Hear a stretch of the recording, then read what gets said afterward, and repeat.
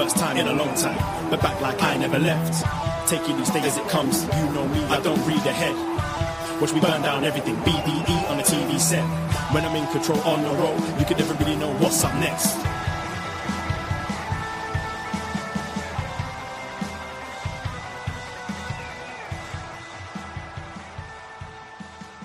Hello. Hello, hello, hello. Braden Herrington here with Davie Portman for Up Next. You found us at postwrestling.com, whatever podcast app you are choosing to use right now. And of course, we are live on youtube.com/postwrestling. Hello, YouTube room. How are we doing? Hello, everybody. It's Tuesday, May 27th, 2025. We went to battleground, and we're here today to talk about the fallout from such battlegrounds, as we're going to talk about WWE NXT and all the fallout from the PLE this past Sunday night, the build to worlds colliding, and so much more. But we're happy you're here with us today, and welcome to the show. Yes, welcome. Very eventful NXT tonight, following a crazy weekend of wrestling. So much going on. I only just caught up about 5 minutes before NXT started today. A lot going on this weekend. And it seems like this is just going to be the norm moving forwards. Never enough wrestling. That's what I always say. Never enough wrestling. You know, we're not even we're psycho wrestling fans because we spend many hours of our life podcasting about wrestling, but even you and I don't soak in we're not like the completists, which is crazy to think, because I'm sure our friends and family members already think we're insane with just watching the like bare minimum to what some would consider, whether you're watching WWE and AEW. Like, that's usually where we dance around, and then we check out other things and retro and stuff. But like, there is so much wrestling, but there's never enough wrestling. And Tuesday nights here at Post Wrestling, we are your NXT friends. And we chose to be your NXT friends on Sunday night over AEW Double or Nothing. And it seems like choosing one or the other might be a reoccurring theme for the next couple of months, years, who knows. But I'm sure some people were pissed about us talking about AEW a lot on an NXT show. And I'm sure some people were I read that comment, and we weren't talking about AEW because we haven't even seen it. So I guess we were worried know about what that was all about. We were worried about, if you don't have anything nice to say, just don't say anything at all. But I guess we would be out of a job. I feel like there's going to be a lot of people having to pick and choose. And of course, you can watch one at the other, and like, you just don't want to feel left out. And of course, we deal with NXT. We've been doing Up Next here at Post Wrestling for all these years. So of course we want to watch NXT and support NXT, and we always do. And the whole what is it? The picking one side or the other. Like, how about just wrestling as a whole? Imagine just like you love one band so much. I love Coldplay so much. I fucking hate Oasis just because I love Coldplay so much. Yeah, it's bizarre. I don't understand this whole, what is it? Tribalism? Is that the right thing? It's, oh my God. You're insane. It's really ridiculous. Bizarre. It is Crazy. It is a shame. Yeah. So we're alluding to the fact that weekend, which has Saturday night's main event, Evolution 2, and the Great American Bash on July 12th, will be going head to head with AEW All In Texas. And, you know, I think this sort of thing happens once, you can go, okay, coincidence.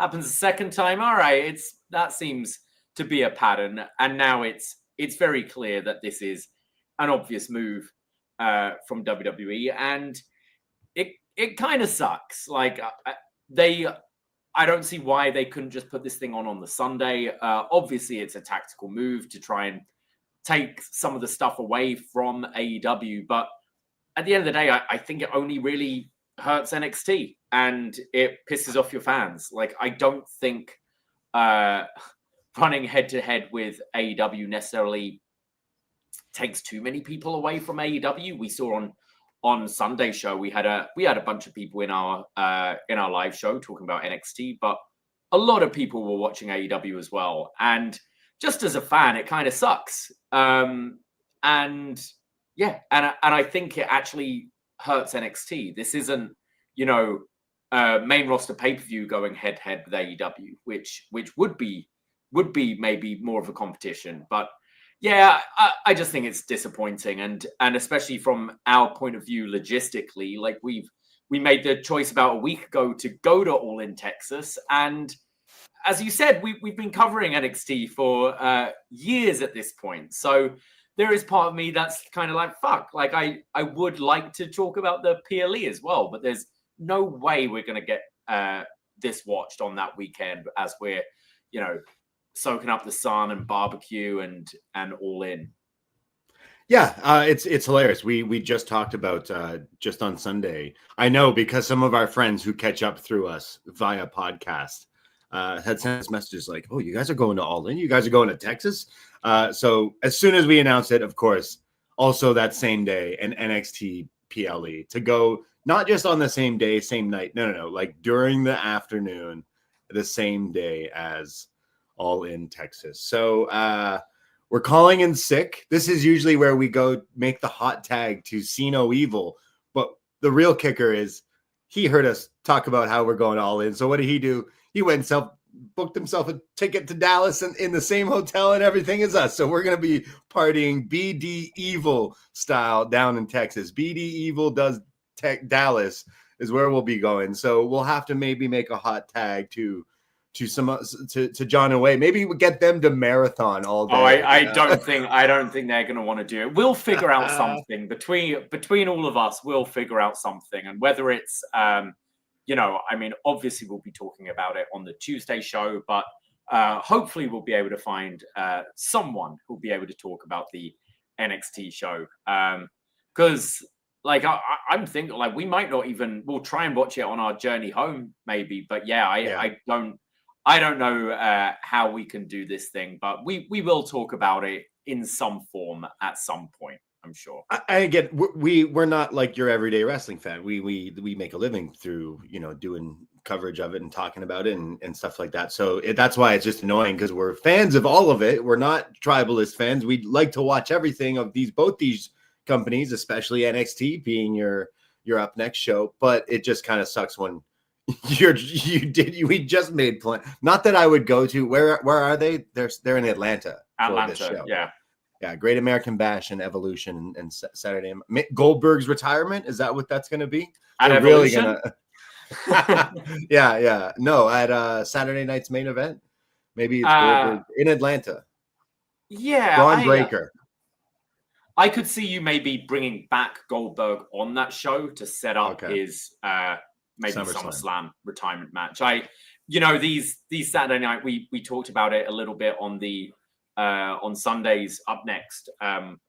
They're tough with all these commercials to actually get any sort of semblance of a real match on these NBC Saturday night main event. So I think it would be really disappointing if a Goldberg match. That being said, Goldberg match would probably last just a segment anyway. You get Braun Breaker to beat him just like how Goldberg beat Brock in Toronto where we were at as well. But like you just do that and that's his career. But I see SummerSlam maybe being the destination for that match.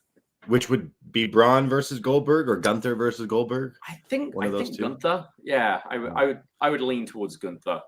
Although a Braun match would be fun as well. Yeah.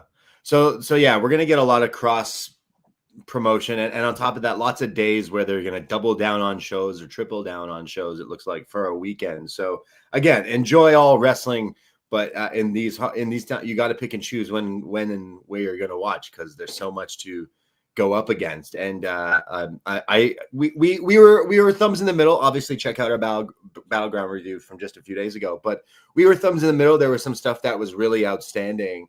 But we did feel like the kids table, the not cool, the freaks and geeks table where everyone, we didn't want to go on social media because we didn't want to get spoiled because we're those kinds of nerdy wrestling fans. And we did such a good job, Davie, of getting not spoiled that when I went to upload the show, I specifically typed in our URL for our Twitter so it wouldn't go to Twitter homepage. And wouldn't you be damned? Damn you, Elon, because it didn't do that and went right to homepage. And guess what? The big image was the updated All In poster. And I was like, fuck it. I guess I'm putting it on. And even spoiled for that one match. I'll give you a trick. I'll give you a trick. When I have to go on Twitter, when putting up stuff, I just put my hand on the middle of the screen. To look at the sidebar.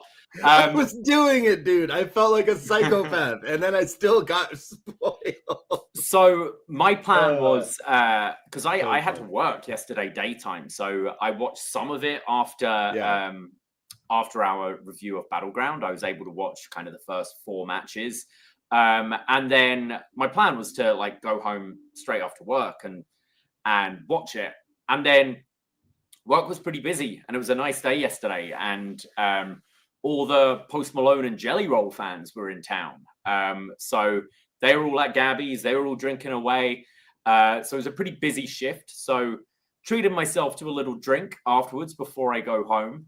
And then suddenly I just get told by a friend, hey, I've got a free ticket to see Post Malone tonight. Do you want to come like right now? So very last minute, there's part of me, and that's how, dedicated we are to this sport. I'm like, oh man, I'd love to go, but I've made plans to watch Double or Nothing. And then I'm just going, stop being an idiot. It's people are spending a lot of money on these tickets, and I'm offered a ticket in the suites, which was awesome. So went to see that, which was a whole lot of fun. So you were supposed to watch it with your new roommate Graham, and then you bailed on him to go watch Posty. But Post Wrestling, Post Malone. Well, I then realized I ended up finding cover for my shift today, which was good because I was a little worse for wear after the show. But I had to watch the rest of Double or Nothing, which was a long show. I wanted to try and watch Raw before we go live tonight, and been watching a bunch of John Cena Batista as well for our Champ is Here show. So I took today off work to get through all of that and managed to go unspoiled for all that time for Double or Nothing. Wow. However, I got to the main event. I'm about 10 minutes from the main event ending, and my Gmail icon pops up. And I turned off notifications on so many things and didn't think to turn off Gmail. No. And the icon shows up. I go to click it, and then I throw my phone onto the couch. I'm like, no. And then as soon as the match finishes, I'm like, let's see what that was. I open it. It's an email from Fightful going, Hangman Page winning the ON Cup and going all in. Wasn't odds favorite. And that, I'm like, I was so close. I was so close to spoiling it right at the last minute. But I know we often upset some people on the YouTube by talking about AEW when we're an NXT show, but as we said, we're not tribalistic, and we love all wrestling. And man, what a show that was on Sunday.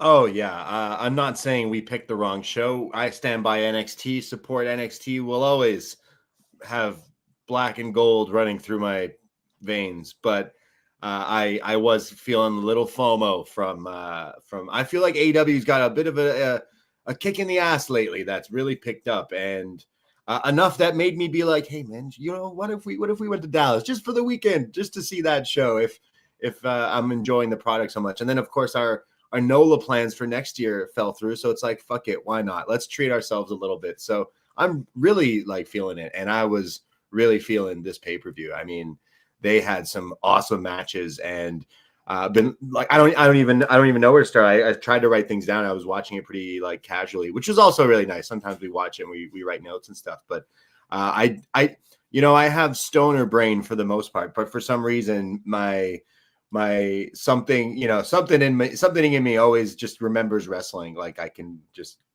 like it's a sixth sense or something. But I really did love this show. I thought there was some great stuff. Mercedes and Jamie Hayter, we were kind of on the fence of saying Jamie should win so that we can get Athena Mercedes too, but that's not the case at all. We are going with the two biggest stars. I think you said like this makes the most sense, and do it while you can. And it's your biggest show. You go for your biggest match. Yeah, there's it really is. And I think Athena, I mean that match she had with Mercedes on TV was awesome, but she's gone into hiding again ever since. And I think if you were going to have her on that show, you'd have made her feel like a bigger deal after that. But I think it makes sense having Mercedes versus Tony. That feels like a big match. And Mercedes just keeping up this run of really, really solid matches. I thought her and Jamie had a great match to kick off the show.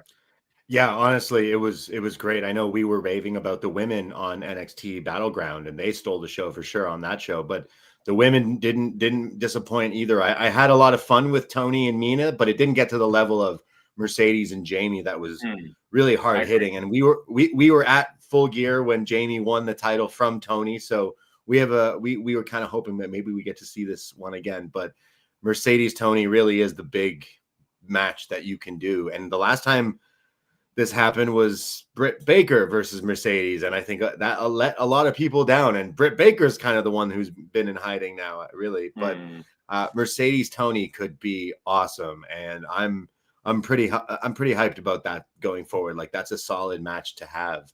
I'm trying to think of what else was on this pay-per-view. Ricochet doing the best heel run.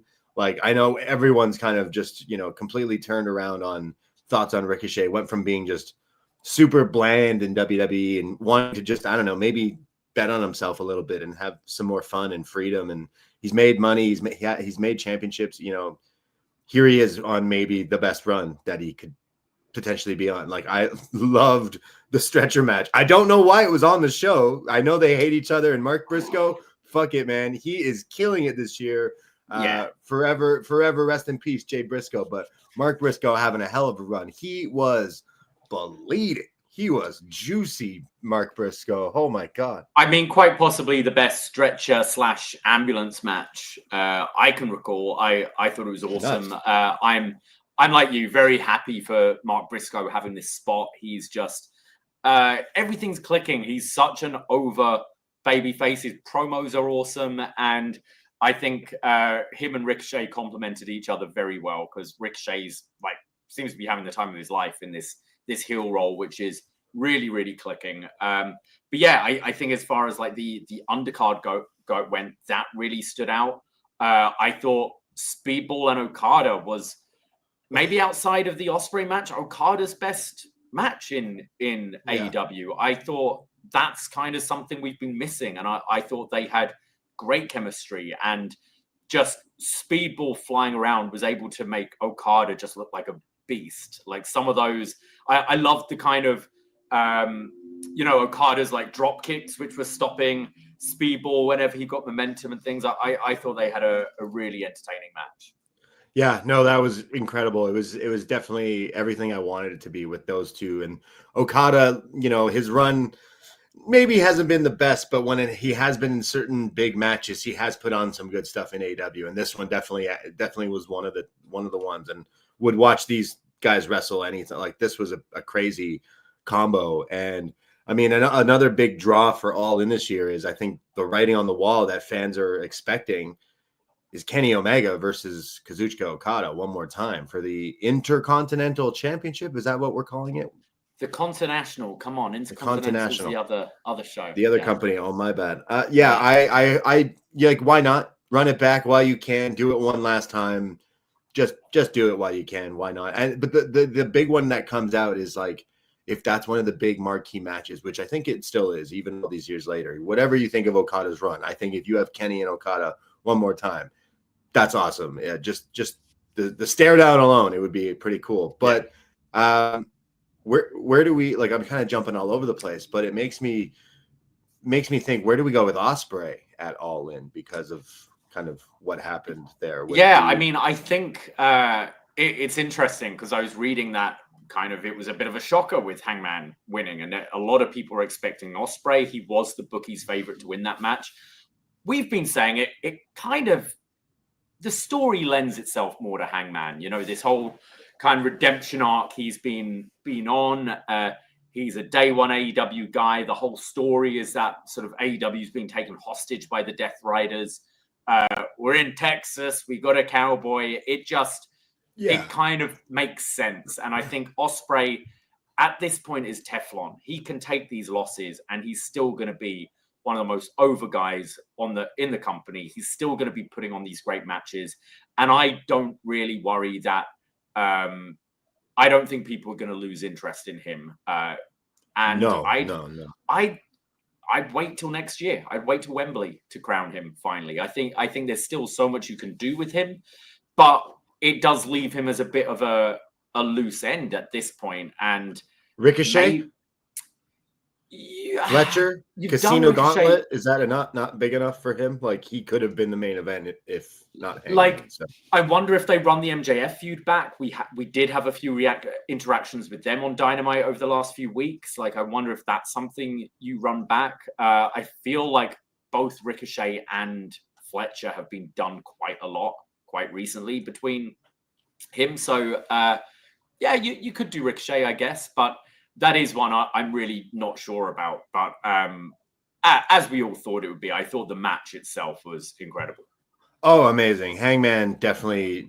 Both of these guys could have easily main evented. You could have gone either way. Obviously, Hangman's character, the anxious millennial cowboy, having a redemption arc, and then the shows in Texas. The last time he fought Moxley, the Texas Death match, which was awesome. So I almost wish they do make it a Texas Death stipulation, just because now it's actually in Texas. Exploding barbed wire Texas. Yeah, go all balls to the wall. Look, Hangman was right. Hangman is so good and reminded me that, like, dude is one of the best going, and love that match so much. One of the best AEW pay-per-views, full stop. Main events have been lacking in AEW pay-per-views in the last year. That's the truth, because we've been in the Jon Moxley kind of vortex, if you will. So having this be the main event, where it was two guys making it for the title, making it, they're going to challenge at their biggest pay-per-view, and it felt like they were fighting for something very important, and the stakes, if you will. Like, why are they fighting?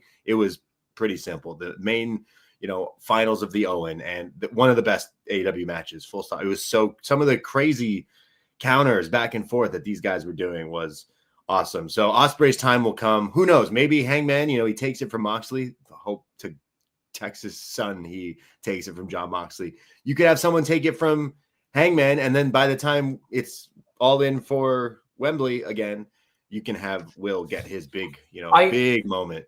I'd really like to see Hangman's run be significant this time round. I think I would have him beat Mox at All In. The Mox story has to end, and Hangman makes sense as a character. But I did find his last title run a little underwhelming, and that was not on him. It was just booking. He felt like an afterthought as soon as he won that title. He wasn't in particularly big matches. Like, it was the Adam Cole feud. There was a Lance Archer feud. Like, it didn't feel like a big, meaningful title run. And then Punk kind of cut his legs from underneath him, because obviously they've just brought in CM Punk and they wanted to make him the champion. And I felt it was a bit of a premature end to his title reign. So I'd really like to see him have a significant run. I think you can have if you're thinking of top heels that he could be going against, I think Fletcher would make sense. Konosuke Takeshita would make sense for a pay-per-view match. And then you've got to figure out who's going to take it from him after that. But I'd like to see a decent run this time around. I definitely, they got to treat him like the main character that he is, that everyone calls him that he is. But they totally delivered with that main event. It was super awesome. It just makes me go, what are you going to do with Ospreay, considering he is still one of the biggest stars in this company? And you imagine he would be in a singles match at All In. So Ricochet is definitely the one that comes to mind. Another thing, like Hangman versus Mox, hopefully he takes that title. That should be the case to end this whole thing. Maybe a Darby return to help him win, or something like along the lines of that, because Mox has got so many characters and side pieces and all that. Anarchy in the arena. Going into this, I'm like, all right, this is a played out stipulation. We've done it so many times now that what could you possibly do to make it work? And of course, the even bigger question is, what song would be the one that goes on replay, just because it's kind of become like a video game music video kind of fight. And I think I was going into this maybe like, I don't know about this one. maybe we've jumped the shark with the Anarchy in the Arena, only for them to totally redeem themselves with the ridiculousness and chaos of Anarchy in the Arena, because I had a hoot. Let me tell you what, this was so stupid, but so fucking amazing. I thought it would be fun. Like these matches always deliver. Like I haven't been particularly into the story, and I do think it's a little played out. I will say, I think this is maybe. I enjoyed the match. Don't get me wrong. I think this was maybe the most forgettable Anarchy in the Arena there's been. But like it didn't have, Jack Perry being set on fire. Eddie Kingston was that the last year? Gas. Yeah, that was last year. You had the Eddie Kingston spot. I'm thinking like, in a year from now, bodies will probably be all I remember about this match. But it was still it was really entertaining. These things, there's just I love the chaotic nature. I kind of even love that sometimes you're missing spots because it's just fucking mayhem all over this arena. I was wondering if we were going to be going through the Rolodex of songs that Tony Khan has purchased and abandoned. I thought we had, I'm so excited. I thought we were going to get Mina Shirakawa's theme for 1 week, maybe the Ruckus Collision theme we had for that 1 week, but we ended up having bodies about 4.5 times, which I wasn't mad about.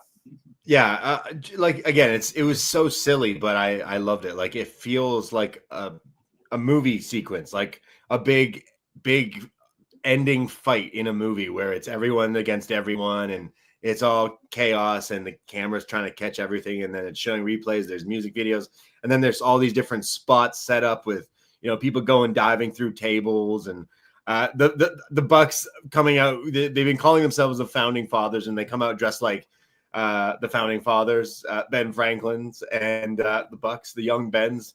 And I don't know about you, but they just reminded me of the Hamilton musical, and I just loved seeing them wrestle and getting beat up while wearing that so much. It's funny, but there was something that kind of just this team just kind of didn't make a whole lot of sense to me. You've got Jon Moxley, who's so angry all the time. I don't know why he's so pissed off, but he's looking mad.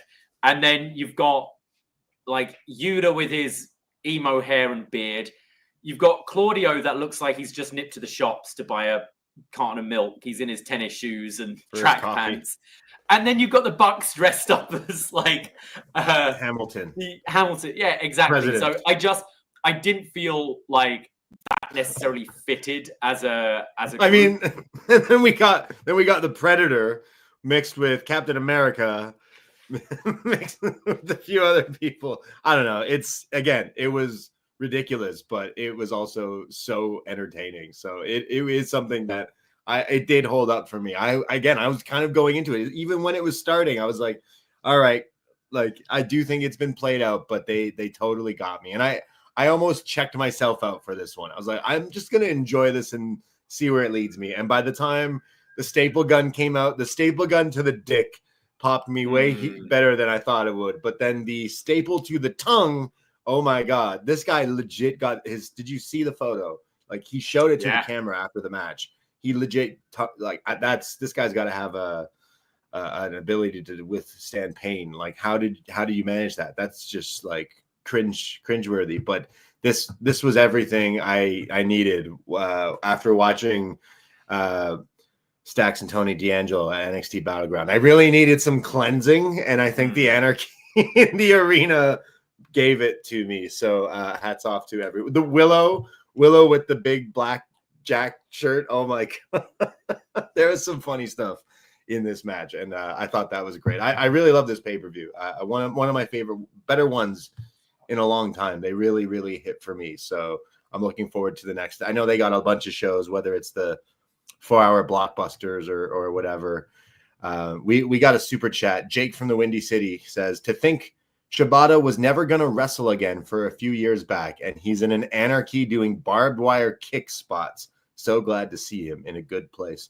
Hopefully he's okay from those kicks. That was also, just ridiculous. Willow did you see Shibata wearing the big black and Jack shirt as well? Yeah. That's so funny. I liked how Joe just did nothing. Joe was just the moderator. He had his surprise, appearance at the beginning of the match, and then was like, I'll let you guys do the crazy stuff. He wasn't jumping I'm too old for through the this crowd. shit. Like, yeah, he's done that in the past. You know, he's done some crazy shit in the past. He didn't need to in this. But same with Moxley. I didn't find he did anything necessarily. I guess he had a fucking fork that he was going off on, and apparently Westside Gunn is now owner of the fork from this match. So epic. But honestly, really love this show, and it made me excited. So I'm pumped for a bunch of the other stuff.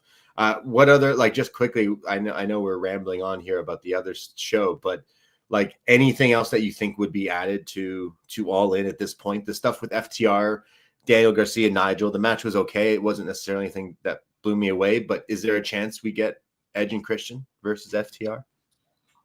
I think so. Yeah. It's not long now to really get there, to build that match. Nick Wayne is still in Japan, I think, in the Best of the Super Juniors. So you can't really pull that split with the patriarchy until he's back. But I'm sure they'll get there. That makes a whole lot of sense. I do that match for All In, and I'd say the Bucks match for All Out would make a whole lot of sense. I do see that being on there. We didn't get it on Sunday, but I'm still leaning towards, Daniel Garcia and Nigel McGuinness having a match, possibly at Forbidden Door. I do see Nigel wrestling on that London show. Especially if you've just brought him back into the ring, it makes a whole lot of sense for him to be on there. So whether you have one turn on the other on a Dynamite coming up soon because they kind of blame the other for the loss or what, I'm not sure. But I see that potentially being a direction as well. What about Fletcher, Takeshita? Like, there is the possibility one of them fights Adam Cole for the TNT title. You could do tag division. You got Josh Alexander as well. I love the 3-part team. I don't really care. I did get a chuckle out of Lance Archer when someone mistakenly called him Don when he took the spot on the desk for a second.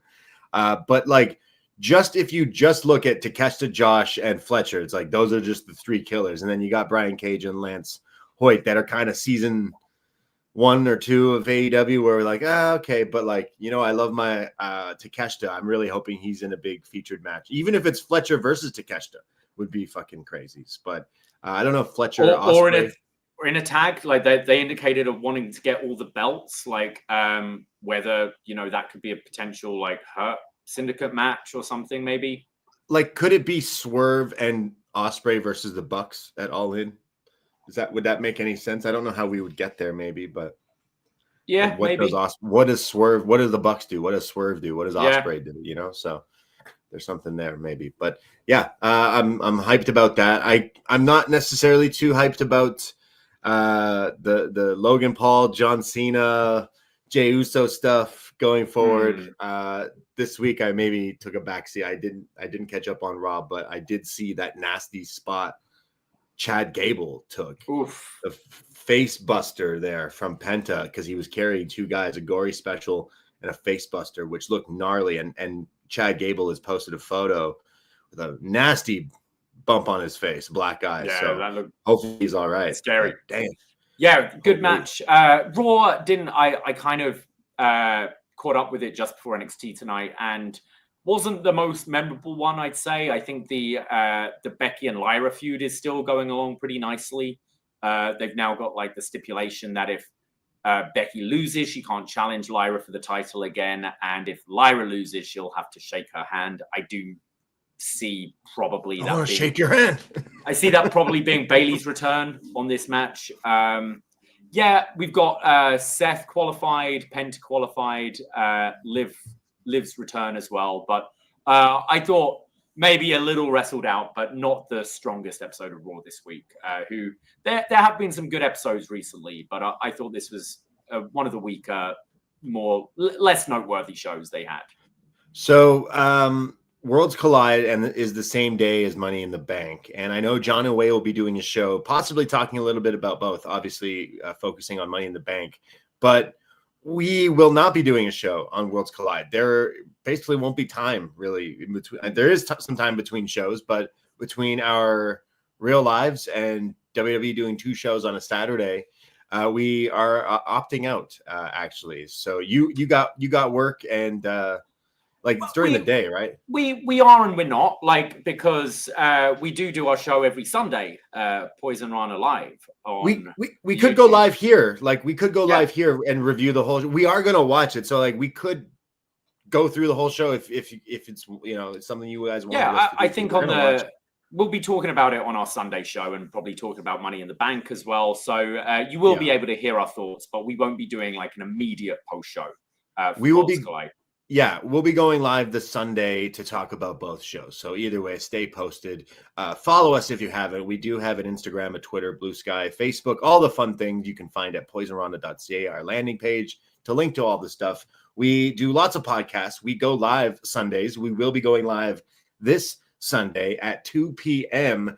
as we talk all about the other stuff. We'll talk about some Raw, some SmackDown, some Dynamite from tomorrow night, maybe some Collision, and Dark Side of the Ring. We're going to do a whole catch up on some episodes on Dark Side this Sunday because right now tonight, Muhammad Hassan episode, I am beyond giddy. I feel like this episode is specifically made for me because of my obsession of Muhammad Hassan. So I'm going to be bumping his theme song after this show tonight.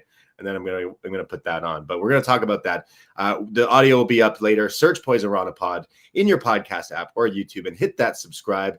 And we have a Patreon, and oh boy, do we have some wild shows for you. We've recorded some great shows in the past few weeks. WrestleMania season is come and gone. We recorded some bangers through that. We recently reviewed Big Trouble in Little China. We've recently reviewed Final Destination, the OG, which may inspire us to review some more. But yes, I finally got to see Final Destination, the original, in honor of Bloodlines being out in theaters.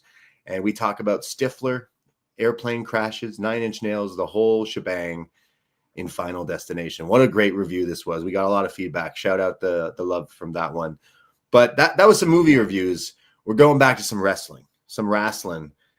We do a show once a month, sort of, where we go through every John Cena title win and title reign. One day we'll get to number 17, Sweet 17, but we've been going through it in a show we call The Champ Is Here.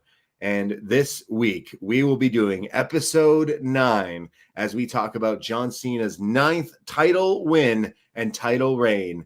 And Davie, we're not doing this alone because we've made a hot tag across the pond. Across all the ponds, yeah. All the oceans. All the oceans. We'll be joined by Benno, who's currently living in Thailand, I believe, from Grapple, and Michael Hamflet from What Culture, also known as Benno and Hamflet from the In Your House podcast. They're teaming up. We're teaming up. We're all teaming up to talk about reign number 9 of John Cena. This features Cena versus Batista at WrestleMania 26. It features Cena Batista in the Last Man Standing match. Cena Batista in literally an I Quit match where Batista leaves the company for a few years, and building up to this very novel concept that Bret Hart has created called a Fatal 4-Way match with Randy, Edge, Sheamus, and Cena. So we're going to be recording that show tomorrow. It'll be released later in the week on Patreon. But we've been loving going through this whole Cena retrospective.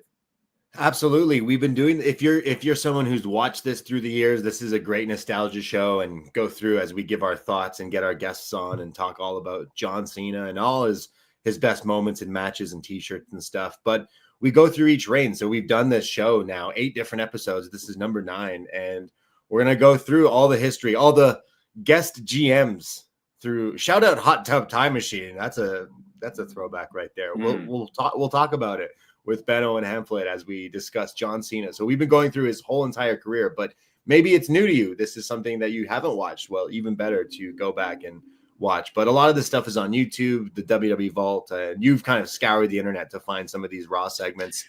It's been difficult, and the Filipino network isn't working quite as well as it used to. So these shows are definitely getting tougher to find stuff. Like the pay-per-view matches are all fine, but we like going a little deeper. We like talking about the segments that build up to the matches and stuff. So if you've got to hook up for some 2010, 2011 Raws, help us out. I like if you don't know what he's talking about. Yeah, the Filipino network. The what? Yeah. Yeah, the Filipino network. You heard. Just isn't the same anymore.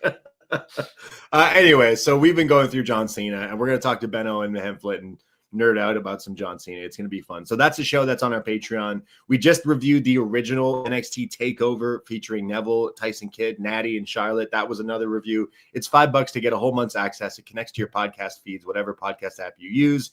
And you can check out all the other shows that we've done because there's hundreds of different shows, wrestling, movies, and everything. So patreon.com/Poisonrana. Give us a shot if you haven't already and help us afford to buy really nice cowboy hats in Texas because that's where this money is going to go, to a nice I'm getting a black one. You're getting a JBL one. I'm getting a black one. Shout out to Johnny Cash, but shout out to Jim Ross. And you're getting one because you love JBL so much. I just think I'd pull off a white hat really well. Yeah, exactly. So there you go. Poisonrana.ca for everything else. And again, follow the socials because we'll be live this Sunday. And we'll be back, of course, next Tuesday to talk about some NXT. But that's really why we're here today, to talk about some NXT. We're going to talk about NXT from Tuesday, May 27th, 2025. And we start things off with a recap from Battleground, where we went to battle. It shows all the things that have happened. Title changes, some tag matches, some family issues, everything that had happened at Battleground. But we start off with some of the superstars arriving earlier today to the Performance Center here in Florida.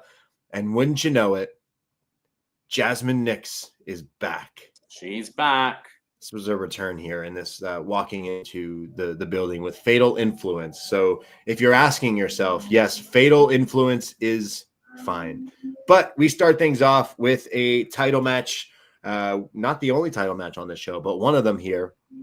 The champion, Ricky Saints, will be putting his North American Championship on the line against Ethan Page here. And during the introductions, Page jumps Ricky before the bell as the announcers trying to finish it outside the ring. But this match starts. They're punching each other. They're brawling all over the place. And they continue to fight ringside. And the ref is like, hey, guys, like, stop it. And almost like wants to count them out. When Ava, Young Rock, comes out and says, no, I want this match to go on until we have a definite winner. So the commentators are a little like, did she say no DQ? Well, she didn't say that, but she wants discretion. Referee's discretion, yeah. So playoff rules, I guess, like be a little looser with it than usual. Yeah, so we're getting loose here on NXT as they start to brawl through picture in picture all around the crowd here. We come back. There's a huge dive as they're brawling all over the commentator desk. You know, this is always just designed to piss Booker T off because he hates when people get in his way and I guess move his food or drinks or snack. I'm not sure. They keep fighting, and this is when a chair gets brought into the attention. They're right outside the commentator desk area, and somehow Ethan Page manages to hit the twisted grin, the twist of fate, with the chair twisted around the neck of Ricky here. And this was a pretty nasty looking spot here. This was remnants of Matt Hardy, Jeff Hardy, I think at WrestleMania in Texas, where he hit him with the chair in between his head in between the chair. I guess. He didn't wrap it around it. He did it on the bar of the chair, and it looked so dangerous. And I think, WWE doesn't really do blood, and the violence is often, just kendo stick shots or whatever. But this looked absolutely brutal, and I thought it looked awesome. Yeah, this was nasty, and the commentators were really selling this as they were scared. Vic was like, "Oh my god!" like shouting and like, "Oh my," getting somber almost. Whereas Corey physically got up to check on him, like, "Is he okay?" Very over the top, but a very nasty spot here. Ricky is spitting and like, yeah, there was. Ethan Page used the blood capsules with Javon, right, for his feud, but here it was Ricky just like spitting out spit. So he somehow gets back into the ring, but he's hit with an Ego's Edge 1-2, but somehow he kicks out. The crowd's coming alive for Ricky Saints. Page continues to attack the throat with double chops, and Booker T's going off saying, this isn't about tiddlywinks, this is about championships. Thank you, Booker. Ricky then comes out with a DDT out of the pop-up power slam. This was pretty good. And then a belly-to-belly. He's trying to fire back. Eventually hits a scorpion death drop for a 2 count.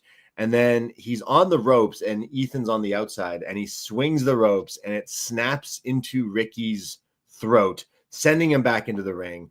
And then Paige hits him with a second twisted grin for the 1, 2, 3 and new North American champion, Ethan Page, who's taken the North American title to Canada where it belongs because shout out Hamilton, shout out CHCH. But yeah, in a shocking turn of events, a twisted grin, so to speak, where Paige has taken this title from Ricky. I really enjoyed this. I thought right from the start with them just brawling right away and kind of Mike Rome just announcing it's like, fuck it, the match has started, let's go. And I thought this I thought we saw, as I said, a little bit more brutality than we're used to on NXT with that spot to the throat with the chair. I thought this was a lot stronger than the last match these two had. I was pretty captivated throughout. I thought, and a surprise win. Like I liked the kind of shock win here for Ethan Page. And we've kind of been talking about these two. Like, do you think there's plans to move any of them up soon? Page has already had his NXT Championship run. I think this is good. He can keep this title. Face your Javon. I mean, we'll be getting to his Worlds Collide match a little later on the show, but it now frees Ricky up to move up to the NXT title scene in the next few months.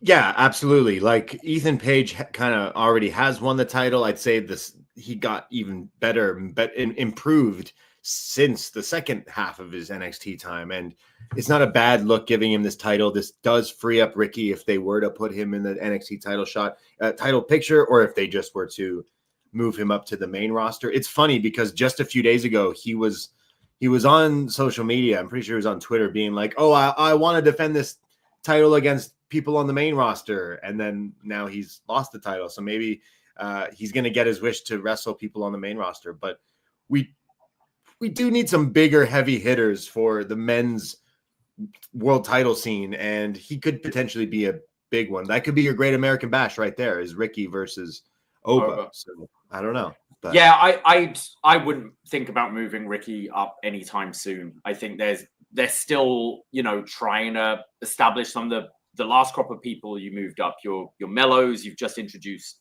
reintroduced Aleister Black and Miro and those kind of people. I think he'd get very lost in the shuffle at this point, and I think you do still need some depth in the men's division. So moving him up for an Obafemi feud down the line would make a whole lot of sense to me. I thought this match had some crazy stuff in it. Again, that chair spot was really nasty, and they managed to really sell lately Ethan Page being dangerous and everything. So interested to see where we go with Ricky, but later tonight we will find out where we go with Ethan Page and this North American title. So stay tuned. But we see Fatal Influence backstage, the whole gang back together here. Very fatal, very influential. Jasmine Nix is here, and Jacy Jayne says that she said that they were going to make history. She said that they would get an opportunity. They just didn't say how, and that's why she attacked Stephanie, and that's how she pissed off Stephanie and goaded her into getting this match. When Fallon kind of steps in line and says, really, this should be me. And Jacy says, yeah, well, remind me, who did Stephanie beat for the North American title? And it was Fallon. So Jacy says that tonight I'm the one to go forward. The last time it didn't go so well, but this time I got this. So tonight our main event, Jacy Jayne versus Stephanie Vaquer for the NXT Women's Championship. But they were doing their best. Could this be the last time Fatal Influence are together kind of thing? Which, oh boy, we were wrong. They kind of fooled me. I definitely saw this being the end of Fatal Influence today, which I thought was a really good setup for the kind of very shocking finish for NXT. I thought they did a good job with this build. Yeah. We see a video for Mike Santana, who is going to make his NXT in-ring debut in just a little bit. We saw some of him at Battleground and some videos of him wrestling in TNA here.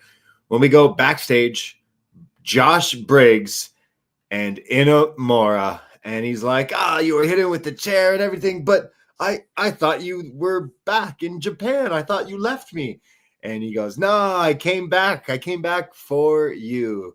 And then Briggs gives him the vest, and Inamura puts it over a black dress shirt.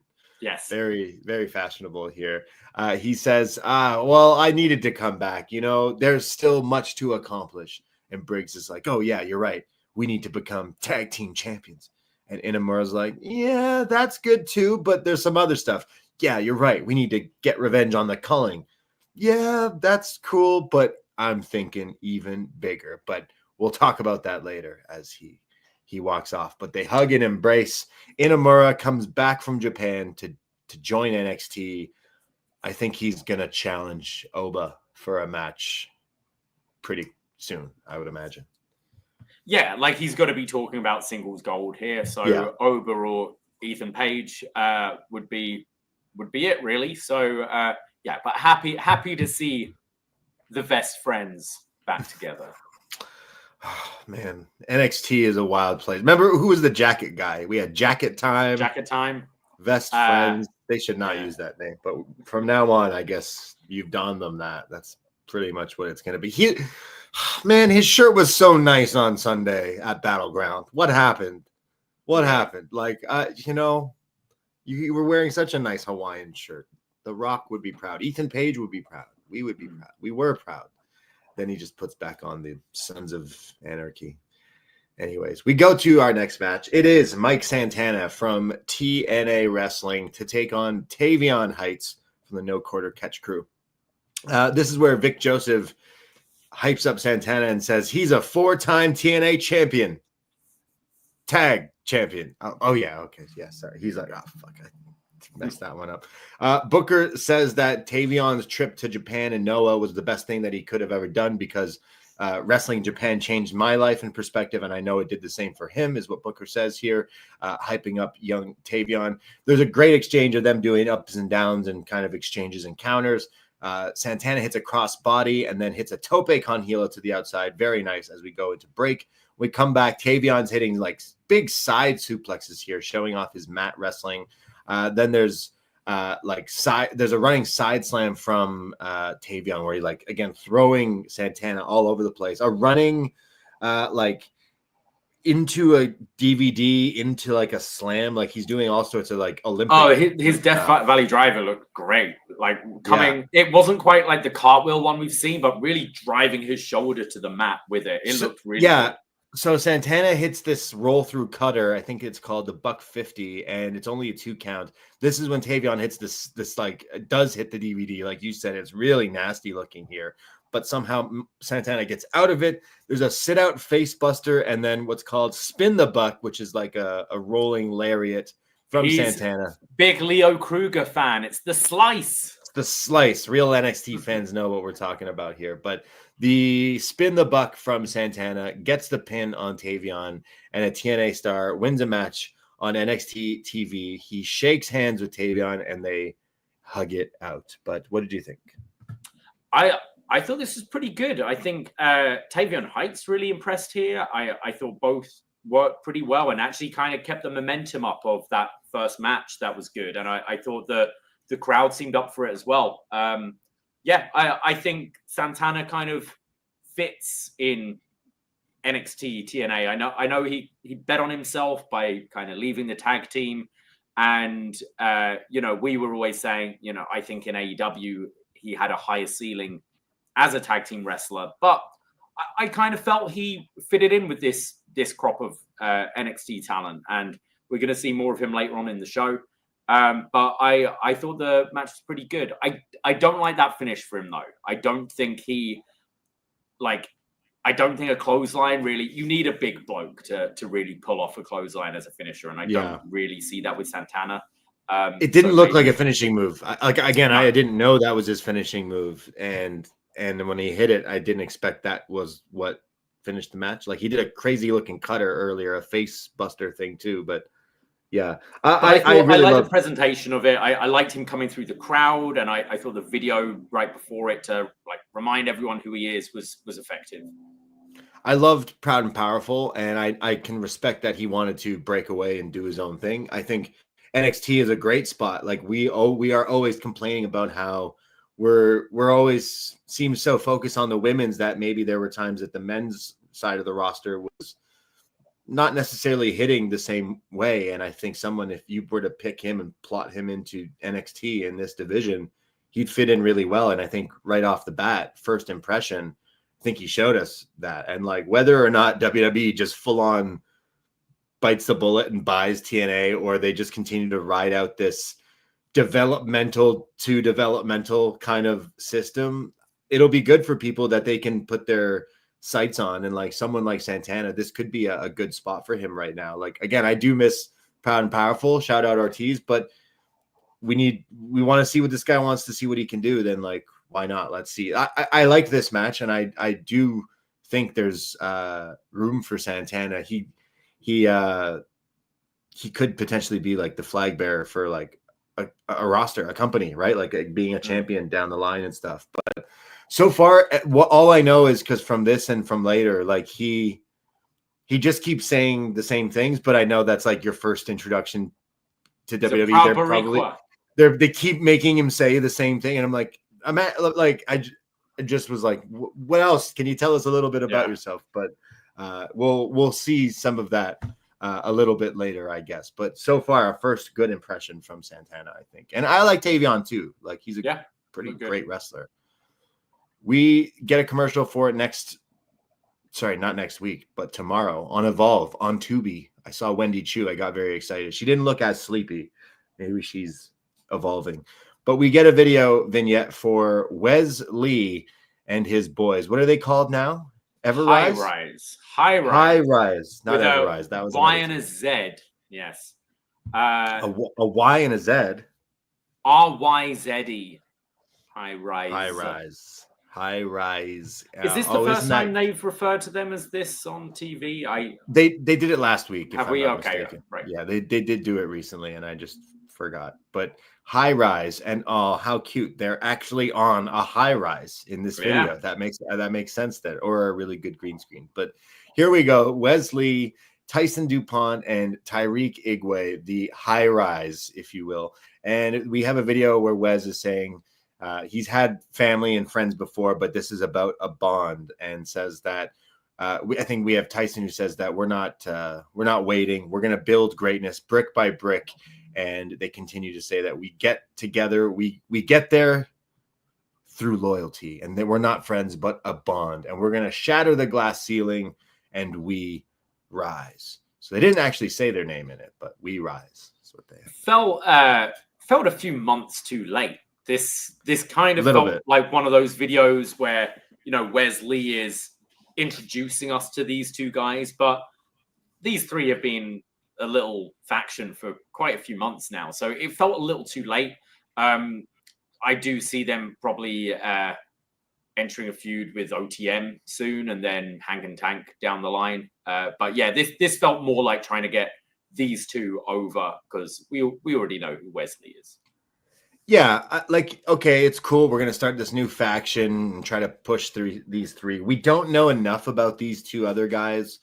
Wes still feels just miscast to me. Yeah. I don't know. Maybe I got to get over it. But by the time I do, they'll flip him back to a babyface or something. I don't know. But it just is so bizarre that you have this guy in this role. And even when you do, he's then paired up with like this new young talent. So they're really trying to get these guys over by putting him with Wes. But I didn't necessarily like this video. It was pretty generic. Even what they were saying, shatter the glass ceiling. Oh, it's not about friends and, like, is this the same writer as the Culling promos? It feels very dark state, doesn't it?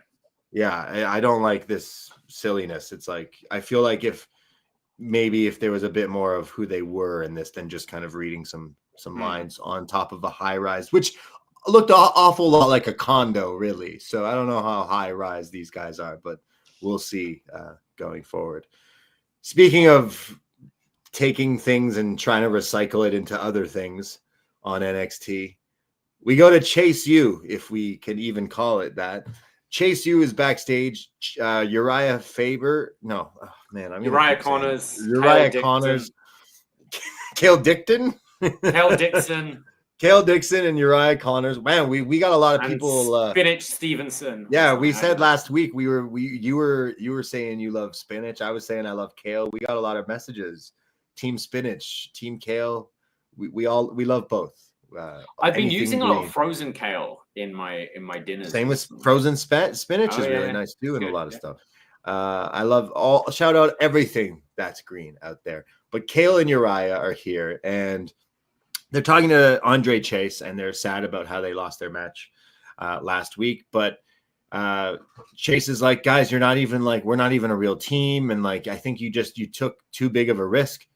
And they go, you're right, Mr. Chase. We need to take more risks.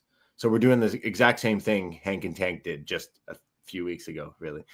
And they say, yeah, let's take more risks. And as they start to hype themselves up, they see Ava walking by, the GM. So they go, Ava, we need to talk to you. We need to seize the moment. And she goes, okay, sorry, but what do you want? And they say that they want a match because we want to seize the moment and take risks. So she says, well, I'm putting next week's show together. I'm finalizing it, and there is a spot. So how about this? I'm going to put you in a match against Dark State. And they're like, oh, crap. And she says, they go, oh, well, actually, there's 4 of them and only 2 of us. She goes, no, there's 3 of you.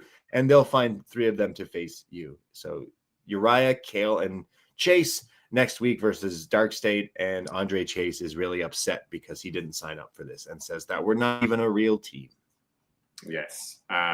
So they're going to get murdered next week. I don't mind these guys in the backstage segments. I think they've got a nice charisma about them, and Chase is usually pretty funny in these segments as well. But we know it's going to be a bit of a squash match, and I'd like to see actually what these 2 are capable of in ring. You know, I was in a Toys R Us yesterday, and I saw Duke Hudson Chase U figure. Did you get it?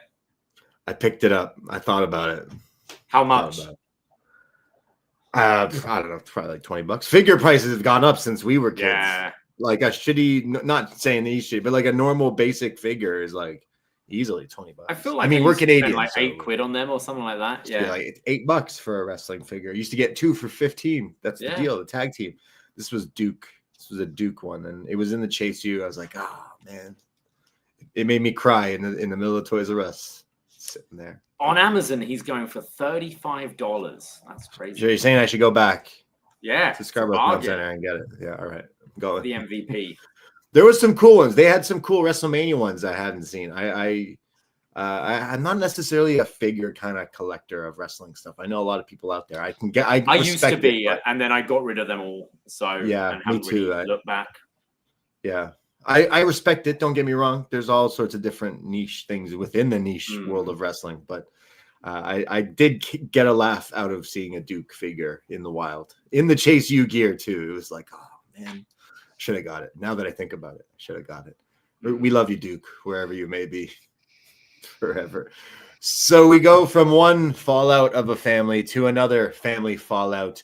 We see Tony D'Angelo. Now, is he at the PC, or because why the fuck is there a power saw in the background? Or are they just meeting in this? Is this the secret warehouse? That would make sense. I think it's secret warehouse. They probably we've been here before. Got some bodies in the back. Yeah. So Tony sits down with Luca, and he's kind of keeping his distance. And I mentioned there's power tools in the background, which were funny.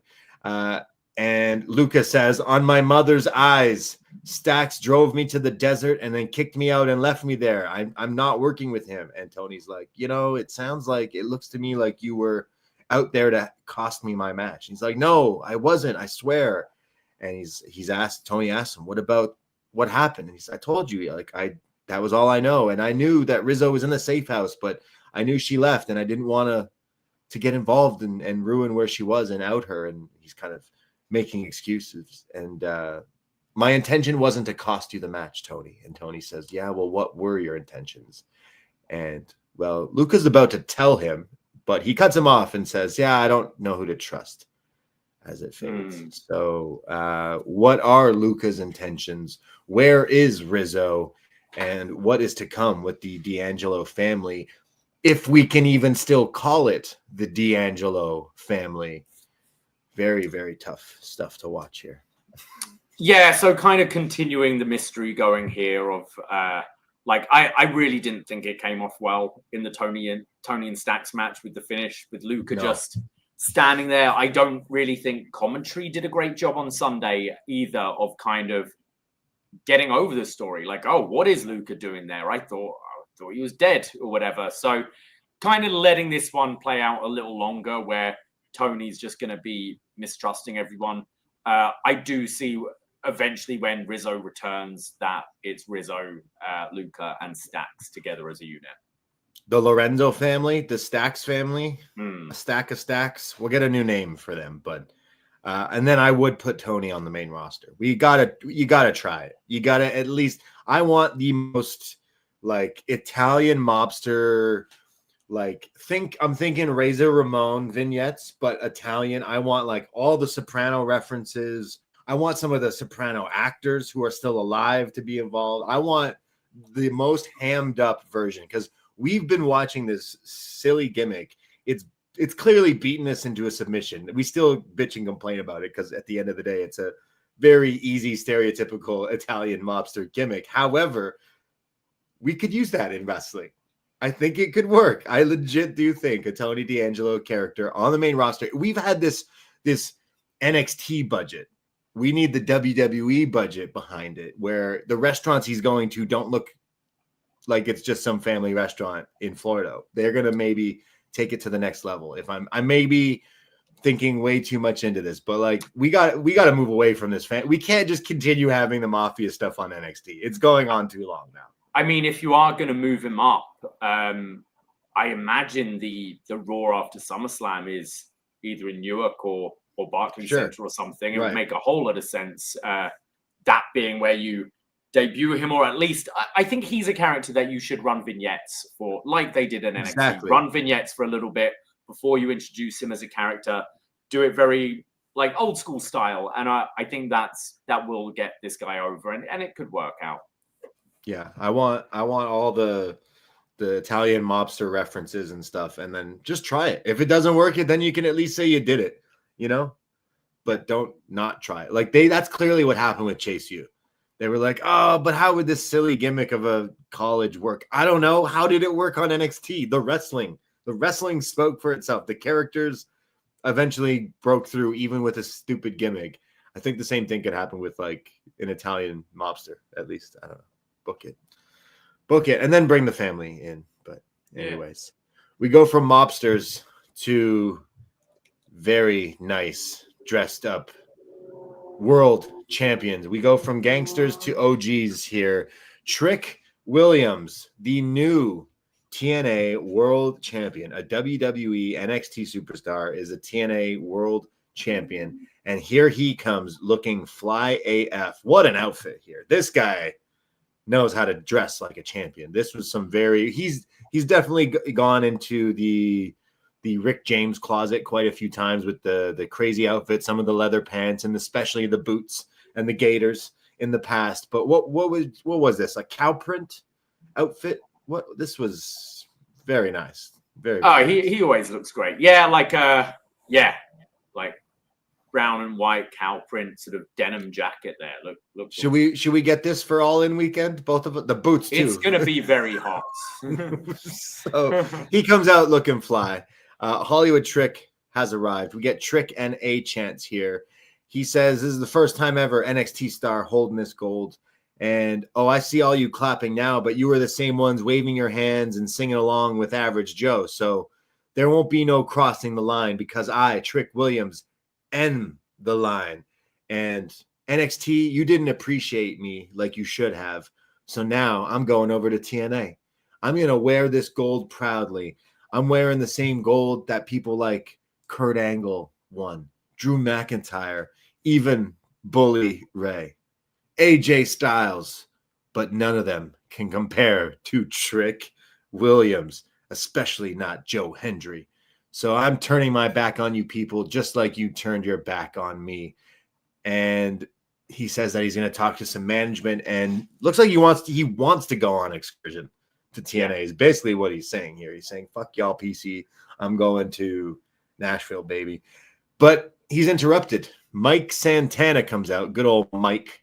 He comes out and says, "Big Trick Willie, huh? Well, my man, nice to meet you." But Trick interrupts him and says, "You made a mistake. Your first mistake was interrupting the champion, your champion." Santana says, "You're not my champion. You're trying to kill TNA. And TNA has been getting better and growing momentum day by day because of our roster and everyone there, but you can't tear it down. And after me and everyone in that locker room, we've done to build it up. You're never going to be our champion." And Trick says, "You know what, Santana, maybe you're right, but you've never even won this title. So therefore, when you do, then you can call the shots." When Santana says, "You're a pretender, a pretend fighter, pretend rapper, and high heels, tight pants on, you're just a pretend champion." And Trick does get a kick out of him calling him when he made fun of his boots, he definitely started to laugh. And Trick says, "Yeah, well, I'm the illest to ever do it." And Santana says, "You might be, but you're fake, and you've never dealt with someone real like me. And I'm going to tell you right now, I'm going to be the one to take that title from you." And then Trick, with my favorite line of this entire show, "Don't make me take my lemon pepper steppers off and whoop yo ass." Santana says, "Yeah, well, let's go right now." When Santino Marella, the TNA enforcer, He's general the- manager, Sheriff, creative? commissioner, something. Sheriff. Yeah, we'll go with that. I like that. Santino on the monitor screen says that next week, Santana versus Trick, he talked to Ava, will happen here on NXT. Santana offers his hand, but instead Trick tries to attack him, and Santana sends him packing away with the NXT title. But really loved that line. Santana setting it up with talking about his boots and making fun of his boots, only for him to call them lemon pepper steppers, which I'm not a big boot guy, but they were very nice looking boots, Trick. So, Trick, we've been pretty critical. Maybe the wrestling is something that he hasn't necessarily stepped up in certain big matches, but the guy just won a belt, and he acts like he's a guy who won the belt. He knows how to carry himself. He's got that like charisma, and I'm not super familiar with Santana since leaving AEW and a lot of that stuff, but he's got the like attitude and presence to mix well with someone like Trick. So whether this is just a quick little feud or something that we can go back to down the line, I didn't mind this at all. I always think back with Santana to the there were some times with the Inner Circle where they kind of let all five guys say something. And I always thought he stood out there as being a good talker and quite charismatic. And then there was the little like TV feud he had with Moxley, the sort of eye for an eye thing they did, patch, where I thought he came across really well. So, I think he can hold his own on the mic. And I thought it was an impressive kind of NXT debut for Santana. I agree, like Trick just carries himself as a complete star. I think he now needs to work on just actually being more of a heel. I feel the crowd is still kind of confused. They had him as a heel in the Hendry feud, but I think people are still kind of taking him as a tweener. And I didn't feel too convinced here when he tried to turn on the crowd. Was like, you guys chant my song and then you turn your back on me, and they haven't really. And I think maybe it's time to, change up the music. As quick-witted and funny as he is, saying things like that are going to make you popular and are going to give you laughs and cheers and that sort of thing. So I'd like to see him really embrace being this dickhead who is like taking the TNA title hostage, lean more into the Hollywood Trick stuff, because I still think he's just getting a lot of cheers, and it could end up swallowing up a lot of the baby faces that he's trying to face. Like if he's clearly going to be going to TNA tapings and TNA pay-per-views. Like I imagine he's going to have some run with this. I don't expect him to lose it right away to Santana. Really soon to do the match, like next week. So I imagine we'll get some sort of schmoz and this feud would continue is what I'm thinking. Yeah, or like they go back to it at a pay-per-view to finally have like the match on TNA grounds essentially. But having him as a heel on TNA, being like anti-TNA and like I stole your title and stuff, is pretty like writes itself. Like they kind of did that with other titles in TNA where it's people like, oh look, I'm your champion, and then but here he was trying to shit on NXT crowd, being like, you guys don't like me anymore, so I'm going to TNA. So I'm sure when he goes to TNA, he's going to say the opposite and be like, oh, this is TNA, oh, this sucks, or like, I don't know, stuff like that to like get the heel heat on him. But we will see. This is our potentially our main event next week, Trick versus Santana. So TNA title once again being defended on the WWE show. Crazy times. We go backstage. Ava is there and wants to talk to Stephanie Vaquer. She mentions that because of what happened with Delise and Tormenta, that there's going to be a tag team match set for Worlds Collide, and that you need to find a partner. And she says, okay, I'll have to think about that. And pretty quickly in slides Lola Vice, who's like, hey, I'll be your partner. So it is going to be all the Latinas going at it at Worlds Collide, a tag team match here. Stephanie and Lola, we saw them kind of be friendly last week on TV. So I guess that was to say, hey, I got your back. And we're going to get this match at Worlds Collide. I am really looking forward to this show. I like that there's a mix of, main roster talent on it as well as NXT talent. And it's a way to kind of get to know some of these like AAA talent that we're maybe not familiar with. I get sort of almost Mae Young Classic, Cruiserweight Classic vibes, where it's just this melting pot of like actual roster people, like ex people, other companies. I think it's very cool, and I am really looking forward to this show. I think it's something quite unique for WWE. Yeah, no, absolutely. Like they don't ever do this kind of stuff, especially the in the last 15 years with Vince and all that. Like they wouldn't do necessarily all these crossovers with all this different talent. I mentioned, like, is it not Tormenta who I watch on Women of Wrestling? So technically you have a Women of Wrestling star in this thing. You got TNA stars, you got main roster stars, as we'll get to. Like they're doing a good job of all the stuff. And then like also look on the other side, AEW with all the stuff that they had done with AAA in the last bunch of years, but then now the stuff with CMLL, like it's pretty cool seeing the like Lucha get sort of a fourth, like getting, some shine. But I would say the last few years of AAA, like the big stuff there, it was your Rey Fenixes, it was your Pentas, your little later the Vikingo kind of stuff, injuries aside. So I don't want to say it's almost like it's bare bones, but the fact that we kind of didn't talk about it, the fact that Alberto Del Rio is their champion, but the graphic for the match for Chad Gable and Vikingo says it's for the championship. Vikingo and Alberto Del Rio hasn't happened yet, but I think you could read between the lines that they do not want Alberto Del Rio in a WWE product.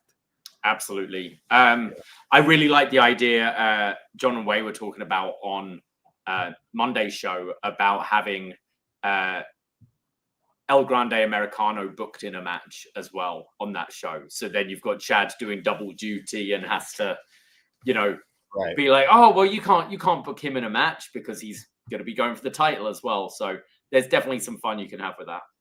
Yeah, it would be. I would like a sort of thing for him to cheat and win that title, because then you have him doing a defense. It's weird that you wouldn't just make that El Grande Americano, because then you would give him that mega title for him to. Well, that's what I'm saying. You have El Grande in against Penta earlier in the show, and then Chad's got to go in all beaten up in the main event.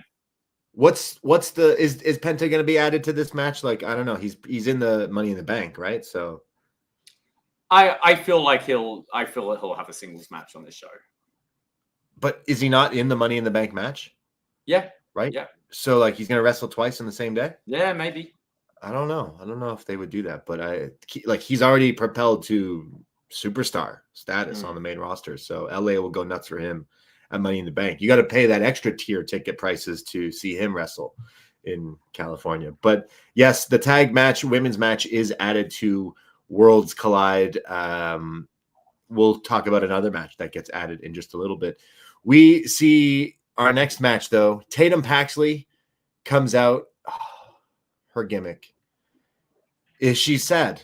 Is that not a reoccurring theme around NXT whenever people's friends get fired? Is Tatum Paxley sad? Josh Briggs, he was sad. Everyone's just sad if you're not winning or being featured on PLEs, because Tatum Paxley's gimmick is she's missing her friends because she comes out with a bunch of Barbie dolls, but the Barbie dolls, one is meant to be like Shotzi with the green hair, and of course one is supposed to be orange, meaning it's Gigi. And yeah, they're just really hitting you over the head that she misses her friends that got released from WWE. Yeah. it's weird. So it shows last week when Jada attacked Thea, and Tatum's like, really? You care about me? And she's like, hell nah, stupid. So that's what set this up. Jada Parker versus Tatum Paxley. Parker is on the offense here and eventually hits the backstabber out of the corner for a near fall. She sets up Tatum into the corner and hits her teardrop attack, and then does the high step. Tatum starts to come back though with a roll up for a near fall, and then a knee smash, and then a cross body in the corner for a near fall. Eventually hits like a running flipping kick, but then this is where Jada gets outside of the ring and grabs one of the dolls and throws it in the ring, which really upsets Tatum. She starts to get sad and emotional because her doll, and I missed Gigi. When she's distracted by the doll, I can't believe that has happened in a wrestling match, but it has. Let alone a distraction finish, but distracted by the doll is the real way this match ended, because the running hypnotic, which I'll say still doesn't look good, connects sort of 1, 2, 3. Jada Parker beats Tatum Paxley in a match I didn't really like. I actually didn't mind the match until the end. Like, I find, like, in general, I hate distraction finishes most of the time. I don't think they're ever done particularly well. There are some occasions where it works, but especially when it's, distracted by a doll, distracted by a t-shirt of your old tag partner or stuff like this, it's so stupid. And immediately just makes me go, oh, for fuck's sake. I thought the work early on in the match was pretty good. I think both keep on improving. And, Tatum is someone who has kind of stuck the course. There, I know it's story, but yeah, her friends have been released. A lot of people get released, and Tatum is someone they've never really pushed into a title picture or anything like that. But I think you can tell that she works pretty hard, because I think her in-ring keeps on improving, but I hated the finish. Yeah, dull distraction. Can't say I was a fan of this. I don't mind Tatum Paxley. I like Jada as well, but I don't know. I just a weird way to. There's better out of these two somewhere. I would imagine somewhere down the line. But after the match, it's Thea Hale who comes out and attacks Jada, but Jada runs off here. She tries to put her in the Kimura, but Jada's like, not today. So I do imagine we get this, whether it's announced next week or sometime soon, but Jada versus Thea, which that could be pretty good. We know Thea since coming back. We miss Thea, but there's potential there for a pretty fun matchup. We get a video for who is Jasper Troy.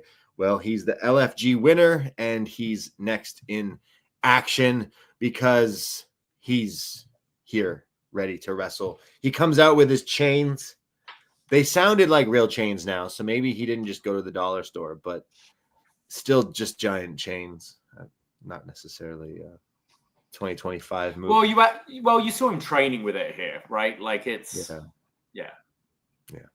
Well, I got a bigger pop out of holy shit. Is that Dante Chen, who's in the ring? Shout out Dante Chen. The NXT crowd does not forget who about him. And I got the unfortunate task of taking on this big guy, Jasper, here. Chen keeps trying to slip out of Jasper's moves, but eventually gets a big back body drop. They fight ringside. Troy slams him onto the apron. He gets him back in the ring and counters a move and hits him with a backbreaker. Chen fires back, though, with like a pump kick. I think he goes for a second one, but he runs into a big, I call it a hoe train, whatever you want to call it, a big A-train type move, E-train, and then a black hole slam, which Vic called it. Shout out Boss Man, but we like Abyss here too. So a black hole slam for the 1, 2, 3. And Booker T mentions that he's helped train this guy and says that he's a monster. And I'll just say before you get your thoughts, right after, Obafemi's on the perch and says, hey, I haven't forgotten about you. You attacked me, so you have something coming, and I'll see you soon. So it's a bit of a stare down, teasing a future match between Jasper and Obafemi. But what did you think of his debut here on NXT? It was okay. I think that we've got so many big men in the company right now on the main roster alone. And if you think, you got Obafemi who's going to come up, I didn't think any of his sort of moves were particularly interesting here. Like, I didn't get the same feeling as when we watched Oba's debut, where you just see him tossing around people. It wasn't quite that. The main thing from this guy, from what I did see of LFG, and they mentioned it on commentary, was the promo he cut on CM Punk, which was actually very good. So that is what's going to make this guy shine, not just being another generic big guy, but a big guy who can talk and hold his own. And I hope we get to see maybe a bit more of that, because at the moment, I think the look is quite generic. I think the moves were quite generic, but there is clearly something there. Like, I was looking up his cage match earlier. He's been in like the PC since 2023, so he's not like brand new. It's not like this competition was the first time he's ever wrestled. Like, he's been there, he's been training, and he's clearly someone that they see something in. I didn't necessarily get it on tonight's show.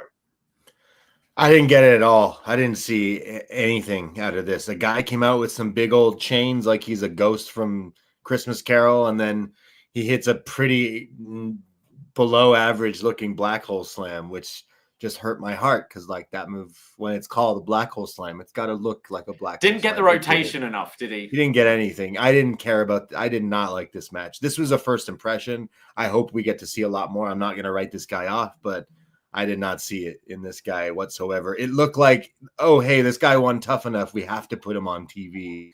And I don't know. Tough Enough winners, American Idol winners, it's usually the runner-ups that go further. I don't know. We'll have to see. But I don't want to write him off right away, but I can't say it was a really good first impression. That was a pretty bad match. Just a back body drop, an apron bump that was like a backbreaker. Like, come on.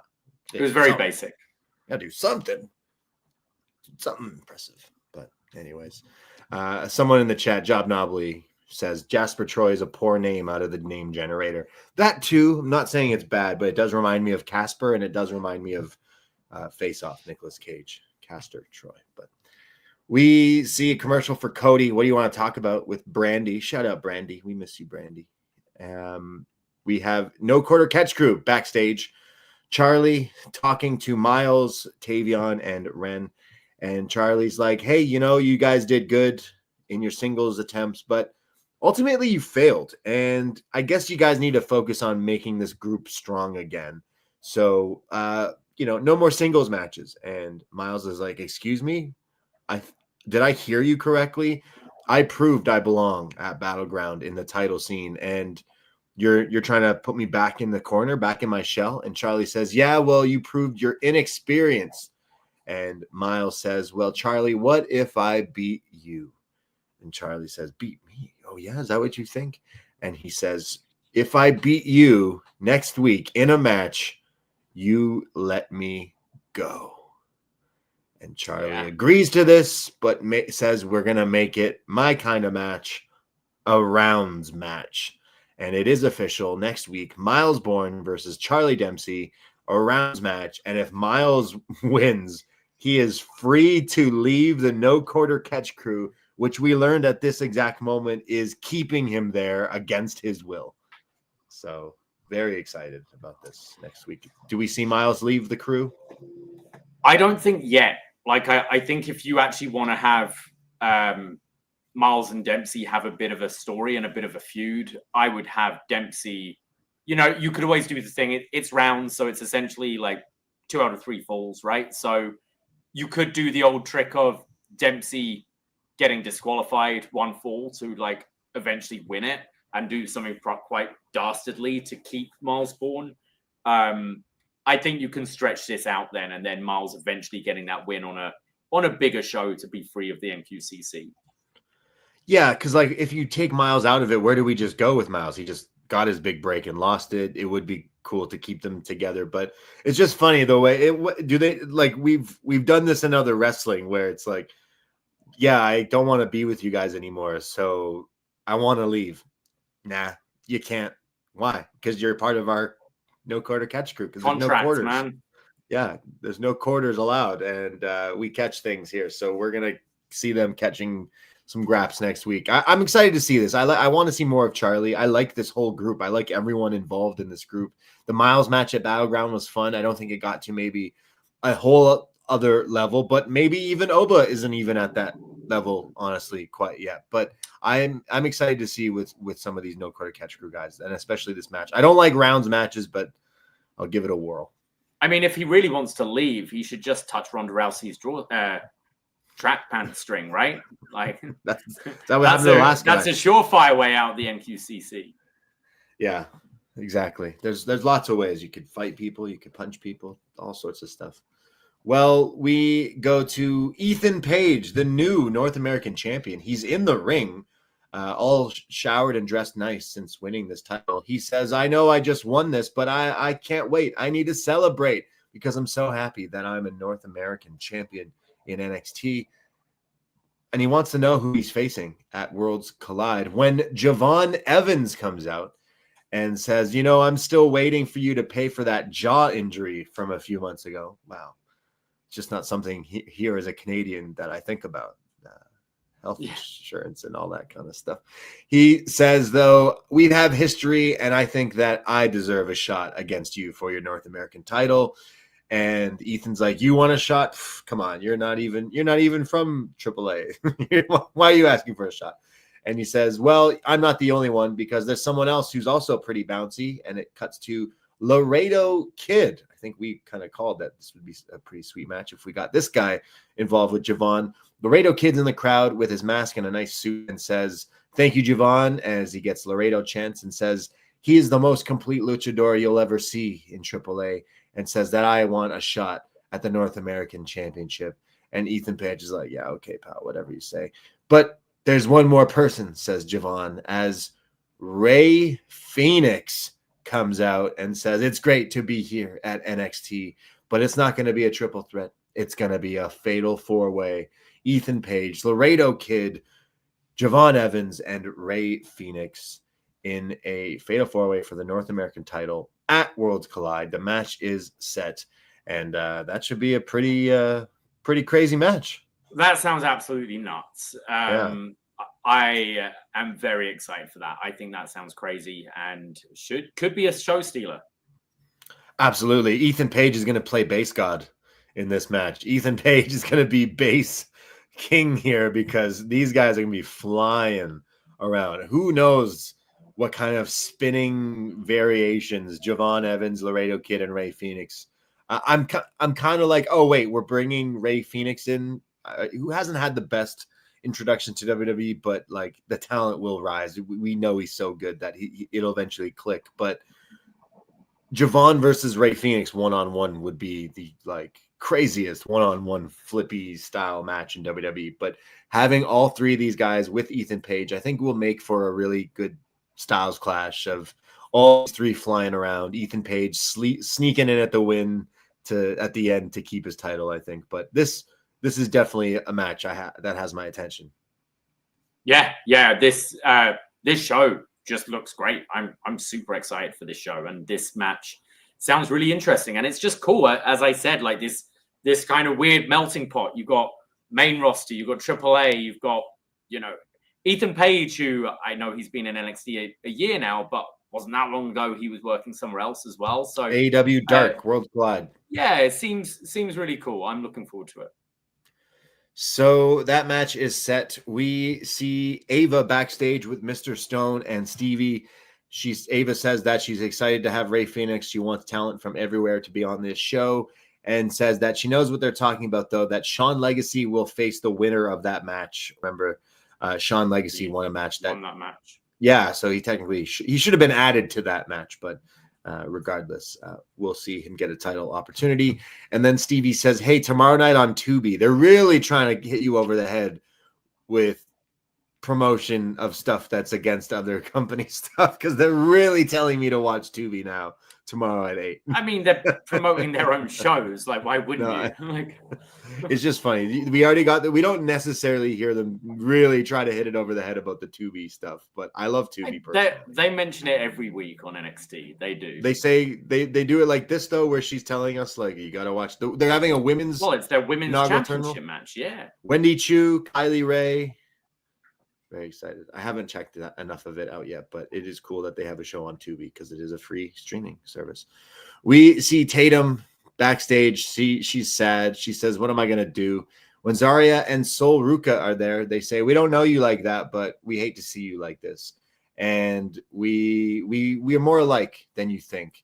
And we see behind the culling are watching them, and they say, "Don't worry, we got your back, Tatum." So Zarya and Sol really letting us know that they could add a member to their best friend group here, but the culling also watching.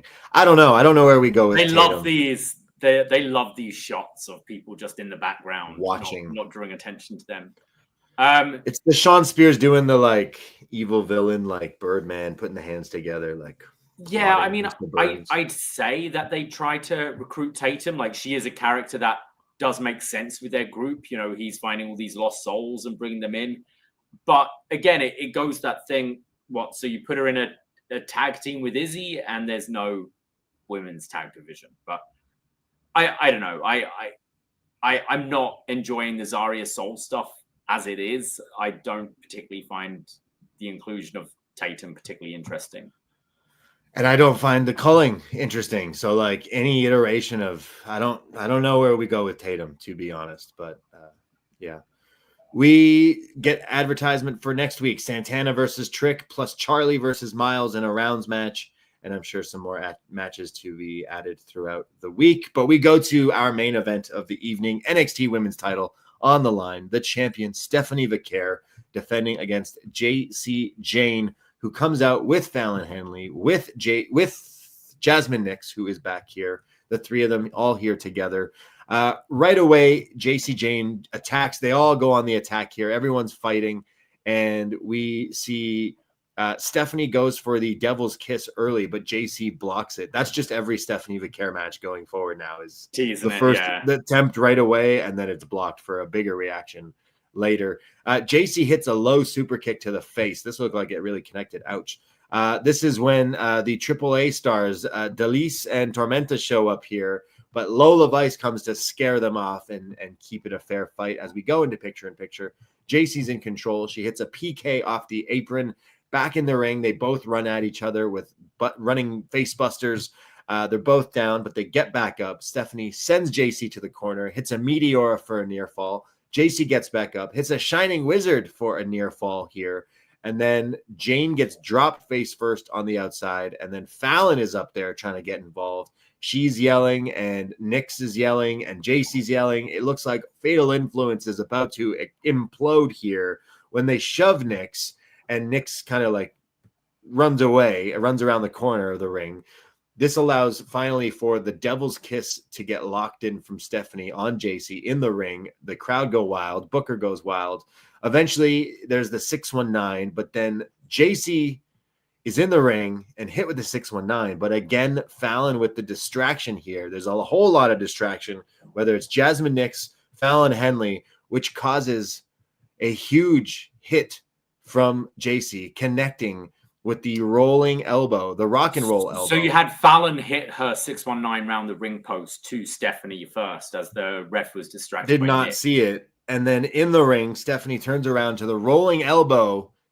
And in one of the biggest upsets in NXT history, Jacy Jayne pins Stephanie Vaquer to become the new NXT Women's Champion, shocking the world, flipping NXT on its head, inside out, as Fatal Influence isn't just fine, but Fatal Influence has fooled us all. And Jacy Jayne, the rock star, is our new champion, as Stephanie Vaquer is very, very sad. As NXT goes off the air, I'm sure not just shocking us, but shocking many of you, many viewers out there. But pretty fun match. I don't know if it got up to maybe like where we got with Stephanie and Jordynne Grace, obviously just a few days ago. But Jayne has been in NXT for a long time. She's been in part of different factions and all this stuff. So she definitely deserves some shine. It totally came out of left field. We didn't expect this whatsoever. We said earlier, they were doing things purposely to tease, hey, could these three not even be together anymore? And that was not the case. It was just them being good heels and tricking us and Stephanie. So I like the swerve, and I could only imagine this leads to Stephanie also going to the main roster. Yeah, I'm not sure. I really enjoyed it. I know there's going to be people scratching their heads over this one, but I like it. I like a surprise title change, and I think Jacy's more than earned it. I think she's been around in NXT for a long, long time. She was someone I was not really much of a fan of back in the Toxic Attraction days, and she really won me over. I think her wrestling's come along a long way, and I think she's one of the better women wrestlers in the company, and I think this can build to that Fallon match down the line as well. And Fallon is someone we've been saying deserves to be in that position. I could see it going back to Stephanie quite quickly, perhaps, but I was not upset by this at all, and I like the shocking finish because I thought we were building. We've got this Worlds Collide match with Lola tagging with Stephanie. I could have seen Lola turning on Stephanie to build up a title match that way, which we could have that feud coming. But this completely caught me off guard. But I thought the match was good. Both worked well together. There were some nice moments. It's not going to get to the level as perhaps you can get on the PLEs.